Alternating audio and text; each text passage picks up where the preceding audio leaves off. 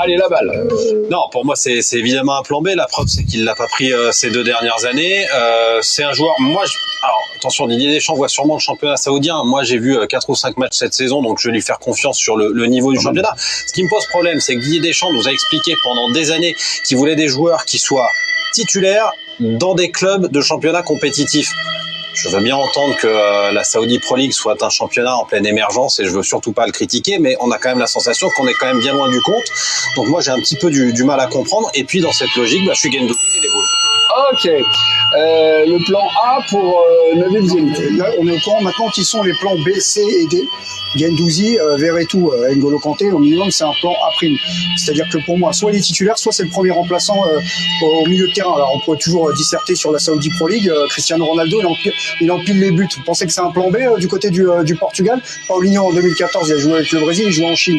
Donc ça, je le mets de côté. Ensuite, il y a N'Golo Kanté, c'est le joueur qui a eu le plus de minutes au milieu de terrain depuis le début de la saison parmi tous les joueurs qui sont sélectionnés au milieu de terrain. Il a été MVP du championnat d'Angleterre, ça peut pas être un plan B. C'est quelqu'un qui se connaît, qui a de l'expérience et des chances, c'est ce qu'il fait. Ok. Voilà, j'ai Johan il m'a regardé froidement là. Ouais. J'ai rien dit. T'as rien dit. Hein? Il est tatillon ce soir, notre il est sensible, notre Nabil, hein? Nabilou. Plan A, ok, il y a pas de problème, pas d'embrouille. Sur le site L'équipe, évidemment, vous êtes amené à réagir. Si c'est un plan B, c'est Timothée. Si c'est un plan A, c'est Nabil. Et si c'est le plan c'est Didier. Le plan sec. Mais ouais. le plan A, ça veut dire qu'il est titulaire? Ouais. D'accord. Après, moi, j'ai trouvé un concept. Ah ouais, tu fais fâcher. Pas un fenêtre pour rien. Le premier remplaçant. Premier remplaçant. Donc, ça tombe. Non, quand tu gagnes des compétitions à 15, c'est pas... Un finisseur. Pardon? Un finisseur. Quand tu gagnes des compétitions à 15, tu peux considérer que les 15 premiers mecs, c'est des plans A. C'est aussi un reparamétrage aujourd'hui. Il y a encore 30 secondes. Ouais, j'ai l'impression. Ouais. Bon, si vous voulez mettre un carton, si vous agace, vous pouvez y aller. Non, ça va. Là, on va pas... Il peut m'éparpiller façon puzzle. NJ, c'est NJ. C'est NJ. Et donc?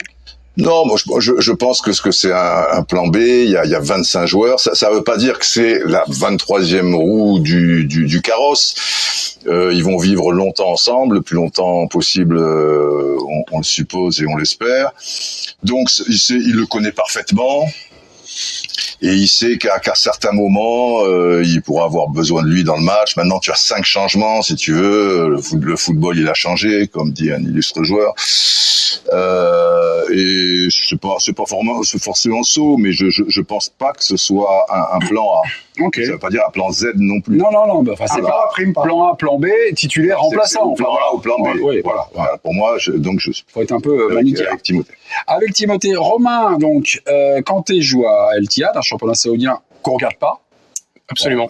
Romain, vous avez passé quelques coups de téléphone. Ça vaut quoi le cru Kanté 2024? Bon, on m'en a dit que du bien, tout simplement. Grosso modo, on m'a dit N'Golo Kanté, c'est quasiment le meilleur joueur du championnat d'Arabie Saoudite. Il est largement au-dessus du lot. Alors, il faut évidemment relativiser le niveau du championnat saoudien, mais en fait, on m'a dit dans un championnat où le rythme est très lent, notamment parce qu'il fait chaud, etc., où les joueurs courent assez peu, eh bien lui, il continue de courir énormément. Il fait du Kanté, un petit peu le même qu'en Angleterre, c'est ce qu'on m'a dit, mais sans les blessures. Et il a eu quelques stats aussi cette saison, mais largement au-dessus du lot en tout cas. Il est avec Fabinho, c'est ça?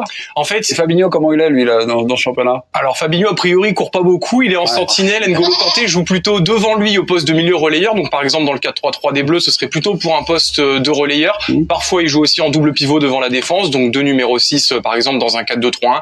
En gros, il a fait moitié des matchs comme ça. Et il a quelques stats aussi. Il a marqué des buts en championnat, 4 notamment.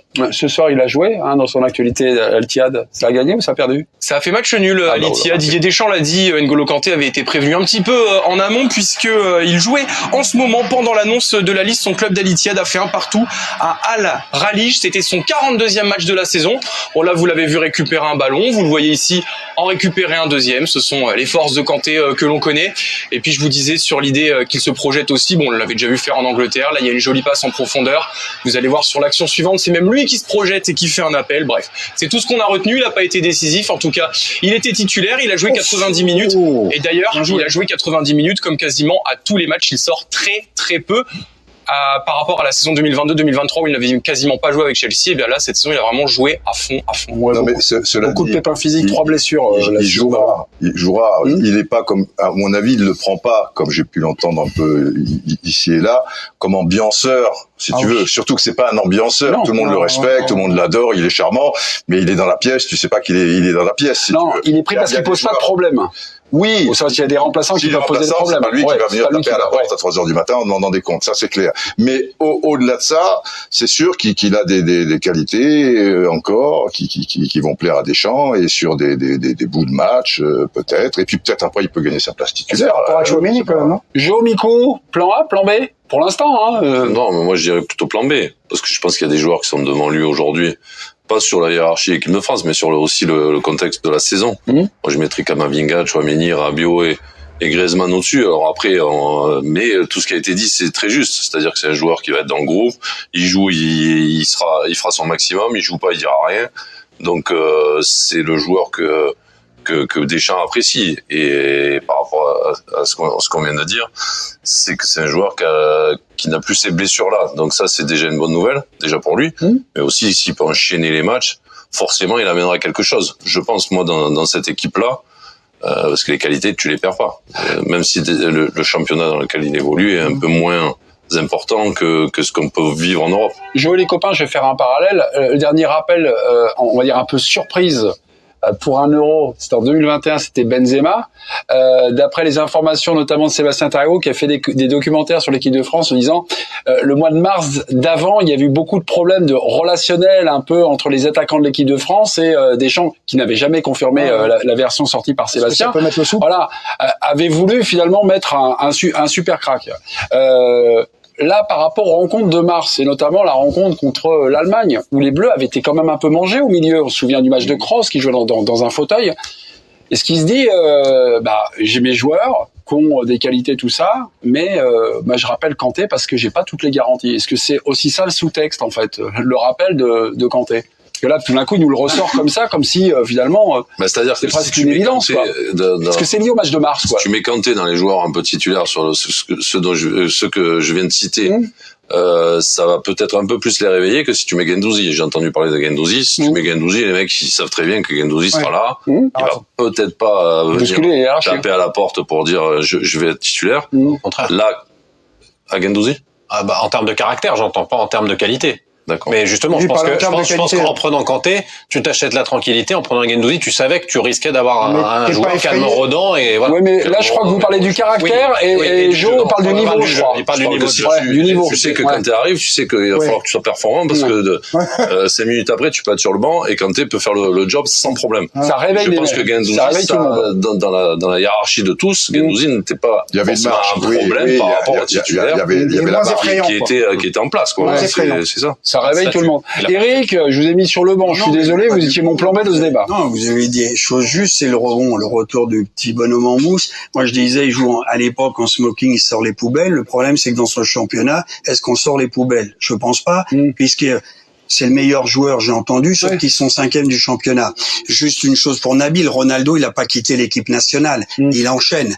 Lui, là, ça fait 2 ans qu'il a pas joué. Oui, mais on sait que t'as un problème avec Ronaldo, tu préfères Messi. Mais non, je parle pas de Messi Ronaldo. Non, le branchez pas parce que là, c'était vraiment objectif. Donc, il n'y a pas d'enchaînement après. Moi, Kanté, l'avantage, c'est qu'il est très populaire. Tous les supporters sont contents, les joueurs aussi. Mais pour moi, c'est un plan B.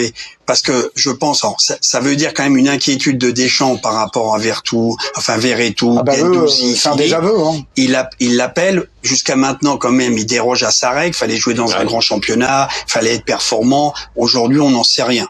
Point d'interrogation. C'est le pay-per-view avec Kanté. Simplement, il va amener de l'expérience dans le vestiaire.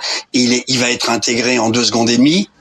Donc voilà, c'est pas un mauvais choix. Après, moi, je pense qu'il est là aussi parce que c'est Chouameni. On ne sait pas. Bien sûr. Et je dis pas qu'il joue comme lui, bien entendu, mais tu vois bien que si Chouameni démarre pas la compétition, Kanté sera titulaire. Par contre, si Chouameni, pour moi, ne démarre pas la compétition, il démarre, il sera sur le banc, il embêtera personne, il fera pas de vagues. C'est sûr que Camavinga peut pas jouer. Si. Non, mais je vois Rabiot et Griezmann. S'ils jouent en 4-3-3, mais s'ils jouent pas en 4-3. Camavinga. Oui, mais après, il peut jouer avec Dembélé, Giroud, Mbappé, Barcola, Mbappé, Dembélé. S'il joue en 4-3-3, c'est Griezmann, Rabiot indiscutable. Ouais. Il te reste plus qu'une place. C'est Chouameni et en culotte courte. Oui, mais N'Golo Kanté en sentinelle, je suis pas sûr. Tu vois, Fofana a un profil qui plaît plus à Deschamps dans ce rôle-là. Voir Camavinga. Chouameni, il est pas totalement sentinelle. Non, mais il est plus sentinelle que Rabiot ou Griezmann. Dans les trois. Et voilà. Kanté, à l'âge qu'il a, je pense qu'il est capable de jouer plus bas aujourd'hui. Il va pas aller débouler et non mais ce que nous propose comme vision Eric Blanc, est-ce qu'il faut lier ce rappel de Kanté à la blessure de Chouameni? En fait, c'est pas ce que vous le dites, en fait. C'est pas fondamentalement. Bah, déjà, tu as 25 noms. Fofana, c'est plus un gars de box-to-box, hein. C'est plus un 8, moi, je le vois. Je le vois plutôt pour gratter, percuter. Plus qu'un joueur de poste, un joueur, quand même, Kanté aujourd'hui. Chouameni, c'est sûr que ça posera un problème, mais Camavinga, il peut jouer aussi, de Chouameni. Oui. Je ne vois pas quand même endosser facilement, on l'a perdu de vue, mais facilement ce poste-là. Je le vois plus relayeur que devant, si tu vois, faire tout le travail, et il peut le faire, tout le travail défensif. Tu le vois encore capable, au haut niveau, de faire les gestes. De toute manière, l'équipe de France, faut pas se leurrer. C'est pas la technique qui va faire la différence. Quand tu vois la liste, quand tu connais les joueurs, c'est le physique. Il faut qu'ils soient frais physiquement et qu'ils écrasent les gens physiquement. Et une fois que tu les auras écrasés, il y aura quelques pointes, quelques trucs de vitesse et trucs. Et à un moment, c'est une manière d'expliquer les choses. Évidemment, on espère que ça rentre. Donc, partant de là. Donc toi, tu penses que si Chouameni, je pose une question, parce que si Chouameni, posez une question Timothée, parce que vous le mettez en remplaçant là. Si Chouameni, pour toi, est blessé, c'est Camavinga qui joue devant la défense. Camavinga et Fofana aussi. Parce que Fofana est d'ailleurs en forme. Chouameni devant Camavinga. Comment? Je mets Chouameni devant. Ah bah il va être titulaire. S'il est pas blessé, pour moi c'est Rabiot, Chouameni, Griezmann. Si on joue en 4-3-3, dans l'esprit de si on joue en faux 4-3-3 avec un 4-4-2 qui nous ressort Palmatuidi 2010. Non mais pour revenir à ce que tu disais sur N'Golo Kanté, de toute manière, il pourra être un peu devant la défense aussi, puisque ce que je te dis, je pense qu'ils joueront bas. Même contre l'Autriche, ils vont pas essayer d'avoir la possession, si tu veux. Ils seront bien obligés de faire un petit peu le jeu de temps à autre devant des équipes présumées plus faibles. D'une manière générale, ils joueront bas. En tout cas, ce qui vient accréditer l'idée d'un Kanté en tant que plan B, c'est que Deschamps, il a vu la même chose que nous avec le Real cette saison, et il sait que s'il a un trio préférentiel dans l'entrejeu, il peut mettre Camavinga partout. En 6, en relayeur, il est capable de jouer tout, même arrière droit. À gauche. Et on n'est même pas, arrière gauche. On n'est pas à l'abri qu'il y pense d'ailleurs. Étant donné les difficultés qu'on a sur les côtés. On a des amicaux là. Donc ça repousse encore Kanté plus loin, quoi. Luxembourg, Canada. Bon, et puis après, admettons, Luxembourg, Autriche. Bref, on aura le ballon, mais admettons contre le Canada, Kanté il joue, il est très bon. Il est très bon. Qu'est-ce qui se passe sur le plateau de l'équipe du soir? Quel débat il y a tout de suite derrière? Ah bah là, on change carrément le casting, là. Non, mais c'est une science molle, c'est juste une lecture, c'est pas, nous ne sommes pas sélectionneurs, on s'amuse à être sélectionneurs. Bon, le plan 1, Nabil Zélit. Regardez, mon petit Fennec, vous avez 67% des suffrages face à Timothée. Bon, quand t'es la surprise, on aura évidemment l'occasion d'en parler. Juste une chose, bien sûr. Par rapport à ce que dit Didier, je l'entends, mais je pense quand même différemment. On va pas jouer en poule. On risque d'avoir quand même plus souvent les Pays-Bas, mais pas la poule. On risque d'avoir quand même le ballon. On a quand même des ambitions sans attaquer. Ils ont payé cher l'attentisme un peu en Coupe du Monde en finale. Je pense quand même qu'ils vont s'en servir. Je te dis pas qu'ils vont attaquer tout le temps. C'était pas de l'attentisme en finale. C'est que pendant 70 minutes, tu étais perdu. Non, mais là, on va pas jouer bas devant l'Autriche. Non, mais ça veut pas dire dans tes 30 derniers mètres, mais ça veut dire que d'une manière générale, contre l'Autriche, tu vas pas essayer d'avoir ce que tu pourrais, 65% de possession de balle, et ce que tu ne pourrais peut-être pas forcément même d'ailleurs avec ces joueurs. Tu vas essayer, et puis en plus la compétition est longue, tu vas essayer d'une manière générale de broyer physiquement tes adversaires et de jouer un peu de temps en temps. Broyons-les physiquement. Peut-être l'enseignement de la dernière Coupe du Monde, c'était aussi le niveau des remplaçants. Et il a peut-être été effrayé à ce niveau-là. On se souvient du match contre la Tunisie. Alors, il fait un peu n'importe quoi aussi en les mettant un peu à contre-emploi. Mais peut-être qu'il fait venir Kanté aussi pour upgrader, entre guillemets, les premiers remplaçants. Tu vas dire Kanté, je pense que personne discute sa sélection. Mais non. On se dit A, B, C. C'était A ou B. Genre ils sont à 67% pour A. Voilà. Donc ils apprécient le report. Ils m'apprécient aussi. C'est bien. Ok, merci. Ce numéro de Cabot Silence.